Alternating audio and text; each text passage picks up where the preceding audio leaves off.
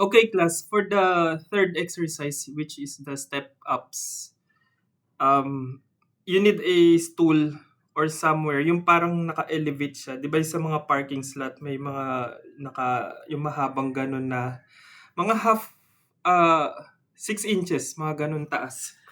Kasi what you will do, okay, step ups, hindi dito siya, you can step on it, then go down. Ganun lang.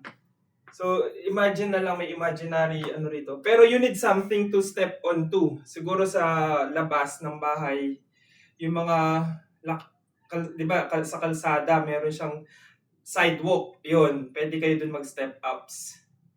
Or anything na stable, ha? Yun. Tapos, yung step ups with knee drive. Pag step up nyo doon, knee drive lang.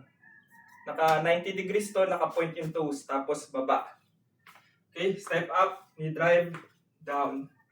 Step up, knee drive, down. Okay? Hanapan nyo ng cadence. Kasi pag step nyo, knee drive, baba dito, step down. Step up, down. Siguro ganun muna, no? Step up on the elevated surface, tsaka knee drive. Tapos tsaka baba. Okay? So, yun ang intermediate, yung may knee drive, tsaka advance.